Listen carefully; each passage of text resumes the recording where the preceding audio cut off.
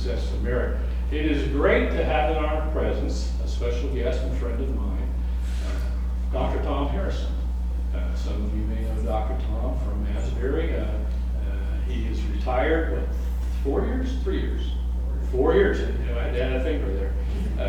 But 4 years. And the smile just gets bigger in retirement. I've just noticed that with him. That those guys that retire, their smiles just grow. I'm not sure what that's all about, but someday I might find out. Someday. But anyway, Tom, good to have you with us today. Thank you. The topic this morning, and actually the text, comes out of the book of Matthew, chapter 14. It begins at verse 22. But before I read that text, I just want to remind you, last week we found that Jesus had just learned that his cousin John the Baptist had been beheaded by Herod Antipas. And so, you may recall, John was the cousin of Jesus, and after hearing the bad news of his death, Jesus actually tried to get away from the crowds. He was on probably the east or the west side of the lake, Tiberias, Sea of Galilee, if you will. And so he gets in the boat and goes to the other side. He's looking for some solitude. And so he gets over there, and what happens? People happen. He's suddenly famous now. And so large crowds get over there, and so he has compassion on them. And you remember the disciples, they tried to send the people away because it was late, they were hungry, and they were worried, about the people. He said, "You feed them." They said, "Lord, are you crazy?" That's not quite, that's my paraphrase. He said, "Well, what do you have?" "Well, 5 loaves, 2 fish." He said, "Have them sit down, and you sit down, give me what you have." And he had 12 basketfuls of food left over. The people felt satisfied. They were full. Out of 5 loaves and 2 fish in the hands of God. He fed over 5,000 men, not counting the women and children. It must have been quite a sight to see on the lake, all those people being fed. And after feeding the 5,000 and filling everybody's tummies, our text reads this. It says, Matthew 14:22, "Immediately Jesus made the disciples get into the boat and go on ahead of him to the other side while he dismissed the crowd. And after he had dismissed them, he went up on the mountainside by himself to pray. And when evening came, he was there alone. But the boat was already a considerable distance from land, buffeted by the waves because the wind was against it. During the 4th watch of the night, that's about 3 a.m. to 6 a.m. roughly, Jesus went out to them walking on the lake. Verse 26. When the disciples saw him walking on the lake, they were terrified. "It's a ghost," they said, and cried out in fear. But Jesus immediately said to them, "Take courage, it is I, don't be afraid." "Lord, if it's you," Peter replied, "tell me to come to you on the water." "Come," he said. Then Peter got down out of the boat, walked on the water, and came towards Jesus. But when he saw the wind, he was afraid and beginning to sink. Cried out, "Lord, save me." Immediately Jesus reached out his hand and caught him. "You of little faith," he said, "why did you doubt?" And when they climbed into the boat, the wind died down. Then those who were in the boat worshipped him, saying, "Truly you are the Son of God." When they had crossed over, they landed at Gennesaret, and when the men of that place recognized Jesus, they sent word to all the surrounding country. People brought all their sick to him and begged him to let the sick just touch the edge of his cloak. And all who touched him were healed. This is the word of God for the people of God. Thanks be to God. Well, let's all be honest today. There are many days when life feels like we are caught in a storm. One phone call can change a great day into a nightmare. A doctor's diagnosis can interrupt all of our plans. Maybe a relationship falls apart. Maybe we lose a job. Life has a way of altering our well-made plans, making us come face to face with the realization that we are not really the ones in control. I know that's harder for some of you than others, but it's a reality. When we face uncertainties, we may struggle with anxiety over what the future does or doesn't hold for ourselves and or our families. The unknown can be one of the hardest things to deal with. Think about those phone calls when the doctor calls and says, "Hey, I need you to come in. Let's set up an appointment." It's the unknown. That time between the time you get the phone call and the time you get to the doctor's office and you come up with a plan is some of the hardest times in your life. Am I right? It's the unknown. In times of uncertainty, most of us will pray for Jesus to calm our storms. But for everyone who wants to follow and grow in Jesus, he does something even better than calming our storms. He invites us to walk closer with him, right smack dab in the middle of our storm. Matthew's account of the storm is not just a story about Peter walking on the water. It's a story about the disciples and their close, intimate relationship with Jesus. It's a story that teaches us what happens to ordinary people when, during hard times, that are willing to trust Jesus enough beyond what seems possible in the natural realm. Verse 22, after they had fed the 5,000 men, we read, immediately Jesus made the disciples get into the boat. I don't know that they wanted to go for a boat ride, but he made them, it says. It was very forthright, very, very persistent. Get in the boat and go. Disciples weren't in trouble because they were disobedient in some way. The storm was not a judgment for their bad behavior. And on the contrary, they were in the storm because they had obeyed Jesus. It's a very important distinction that I don't want you to miss. Many people assume every hardship in life means that somehow you missed God's will in some way. They think life is tough. And if that's the case, there must be some kind of disobedience at work. That was not the case for these disciples.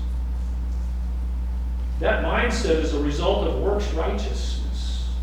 And the passage reminds us that obedience doesn't mean we're exempt from the storms of life. In fact, our obedience might just place us in situations where our faith has a chance to grow. Remember, Jesus and the disciples had just fed more than 5,000 men, not counting women and children. Spirits of the group were high.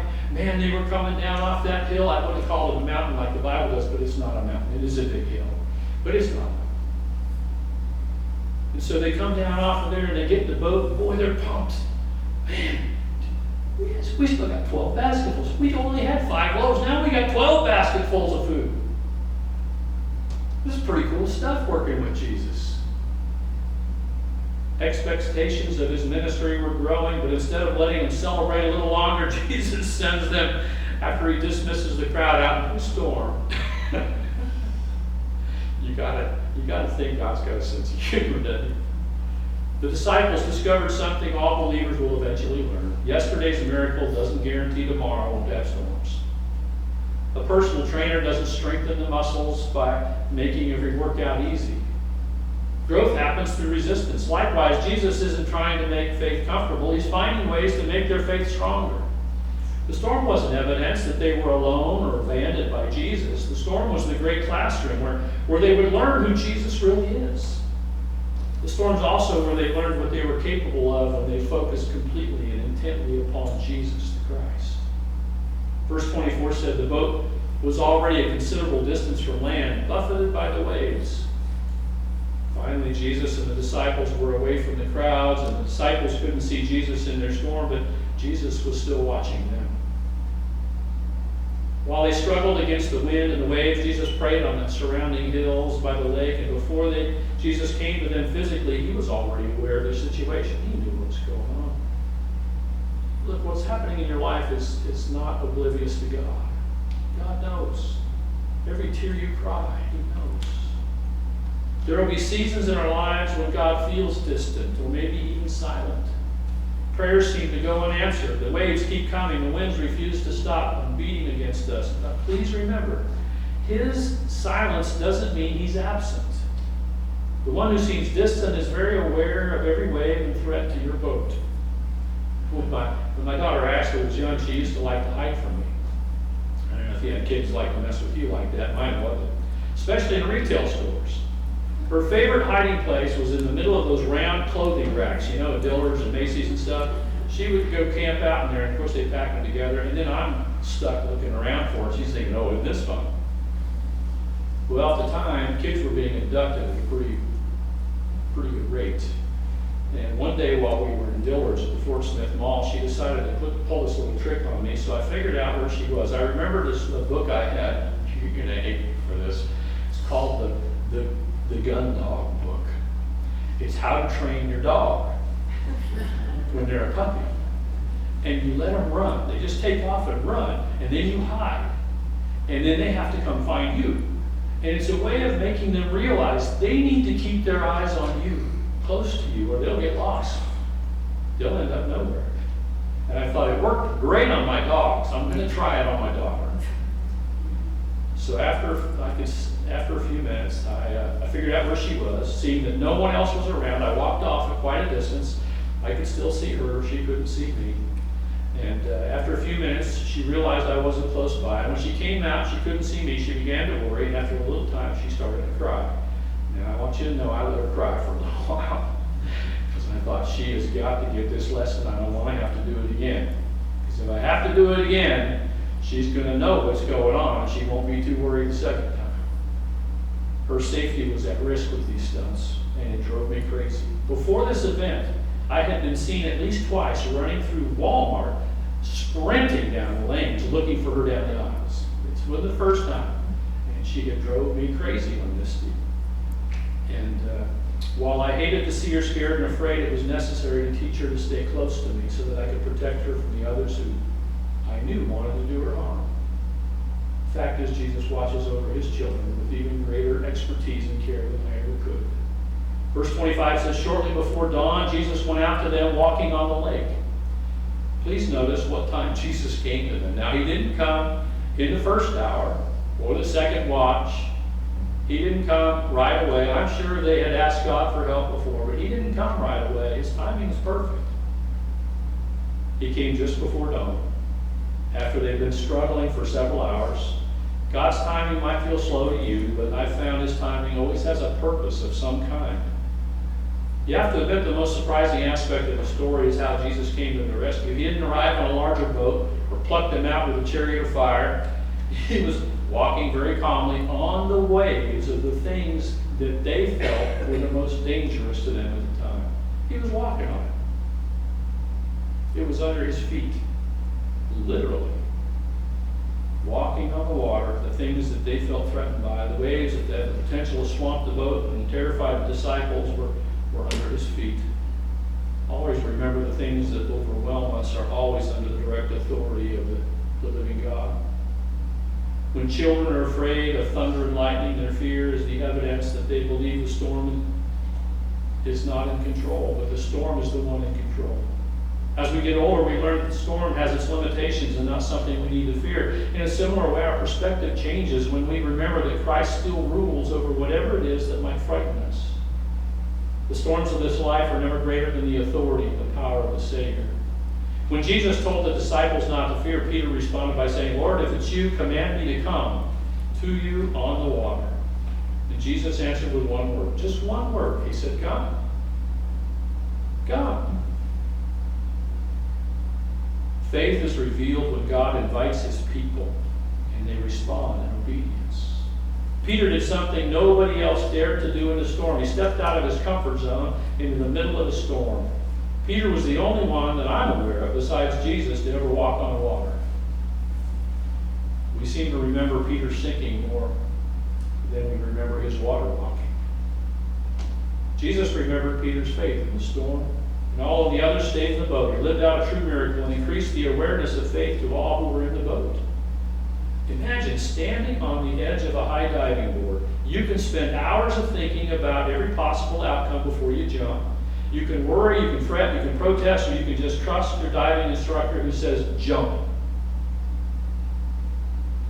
Some people carry a misunderstanding about faith. Faith is not necessarily the absence of fear. Faith is when someone chooses obedience over their own fears. Way too many believers spend their entire lives studying the boat that they're in, making excuses for not doing what they're told. Only a very small amount of people will ever obediently step out in faith when Jesus calls. For disciples today, walking on water with Jesus might look like this. It might be forgiving someone who hurt you deeply. It might be beginning a new ministry despite feeling personally inadequate. It might be sharing your faith with a coworker or a neighbor or friend. It might be giving generously when finances seem extremely tight. It might be choosing integrity when compromise would be so much easier. It might be answering God's call to an unfamiliar or perhaps uncomfortable setting or future. The saddest thing for us in this life would just be to remain comfortable and stuck in the boat. and deny our God-given potential to do the great things God's called us to do. We all know that Peter didn't have a great first attempt at walking on the water. In fact, verse 30 said, but when he saw the wind, you know Peter didn't sink because the waves grew larger or the wind was any stronger. Peter sank because his attention shifted from the Savior to the wind. And as long as his focus remained on Jesus, he was able to walk above the physical circumstances and natural limitations. And when Peter's focus shifted to his own circumstances, fear replaced his faith. The object of our focus will determine the lack or depth of our faith. Drivers are taught to look where they want the vehicle to go. And if they stare at the ditch, often they'll drift towards the ditch. If you notice you look over your left shoulder, your car will usually go left. We tend to do the same thing. If our attention is consumed by fear, that same fear will direct us. If our attention remains fixed on Christ, we usually allow Him to direct us. And after starting to sink, verse 30 records Peter saying, Lord, save me. This short prayer was desperate, it was honest, and it was good enough for God to act immediately. Matthew tells us, immediately Jesus reached out his hand. Did you catch that? Immediately. Immediately. When you are doing God's work, when you've been called and you are doing the work of God, and you ask for immediate help, and you have an immediate need, God comes in like a stormtrooper. He helps you in your moment of need. Peter was doing what Jesus told him to do. In the process of being faithful to Jesus, to command, to come, Peter had a problem. Jesus didn't lecture Peter before rescuing him. He rescued him immediately. And the grace of God can reach us everywhere we are, especially in our failures. Every believer has moments when they're doing God's will and still sinking. The question isn't whether we sink or stumble. The question is whether we're willing to cry out to Jesus when it happens. Just admit it. Yes, Jesus, I need your help. And after Jesus and Peter climbed back into the boat, the wind stopped, and the disciples went from scared for their lives until an all-out worship of God. They said, truly you are the Son of God. Quite a progression. They obeyed by setting out in the boat. They struggled with their obedience. One of them stepped out in blind faith. His faith wavered a little bit. They all witnessed the mighty power of the living God, and because of all this, they worshiped in a deeply personal way, and they said, truly you are the Son of God. I don't know if this was the exact moment when they believed he was the Christ. I don't know. But it's interesting that Peter stepped out of that boat and walked on that water with him. I don't know how big your problem is or what your storm looks like. But Jesus says, come in the midst of your storm and walk with me.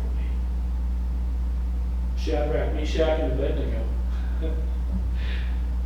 were in their fiery furnace. When they looked in, the king says, I see another man who looks like another Son of God. But we only threw 3 in. There's a 4th man in there. Oral Roberts had a great sermon about the 4th man. I won't go into it. We don't have time. There's always another presence with you in your storm. Then Matthew tells us that when they reached the land, people recognized Jesus. They brought the sick to him again. We see that those who merely touched the edge of his cloak were healed. The chapter ends where it should, with Jesus continuing his work of restoring lives of the suffering and broken people. And following Jesus is never only about our own personal growth. As we walk through with Jesus through life's storms, we are increasingly prepared to point others towards the one who heals the body, mind, and soul. Everyone in the story had a choice. Jesus said, get in the boat. They could have stayed on the shore. Jesus said, come. They all could have stayed in the boat. Adversely, they could have all responded to Jesus when he said, come. The boat represents what we feel safe in. Represents our daily routines, our future plans, our assumptions about life and about others, and our desire to be the one who's always in control of our lives and to control the actions of everyone around us. We want to be in control. We get upset when we're not. But in spite of all our comforts, Jesus says, come. He may be calling you to trust him with your future. He may be calling you to forgive yourself or someone else. He may be calling you into a deeper service to follow him, or he may be calling you to surrender something you've been holding on to or refuse to let go of. Listen, you and I know that the waves of the storm are very real, and they beat on us, and they come at us in our weakest moments. We know they're there. There's no question about their danger. The question is whether or not Jesus is worthy of your trust more than your focus on the storm. Jesus has complete authority over the storm and the waves it produces. Jesus immediately reaches for those who call out to him when they begin to sink, especially when he was the one that sent them into the storm. Jesus is always worshipped by those who recognize him as the Son of God and follow his directions. And friends, Jesus is still inviting ordinary people to experience extraordinary faith. Remember, God likes to use the lowly to confound the wise. So if you think you're nothing, you're perfect. Why? Because God gets the glory. It's not about your expertise. It's about his power and his faithfulness through you. Remember, God likes to use the lowly. So regardless of your personal feelings about your fitness for service, be daring enough to step out of the boat and walk with Jesus on the water. Don't listen to the others who tell you what you're about to do is impossible. We don't step out in faith because we believe we have the power or because we believe we're anything special. We step out in faith because we believe in the infinite power of the one who called us to step out in faith.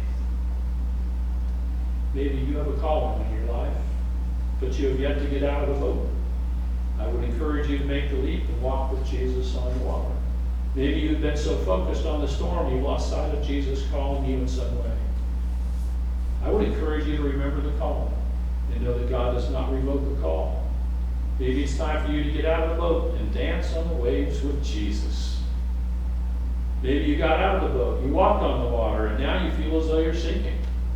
I'd remind you to set your eyes like a flint upon the face of Christ. Look full in his wonderful face, and the storms of life will go strangely dim in the light of his glory and grace.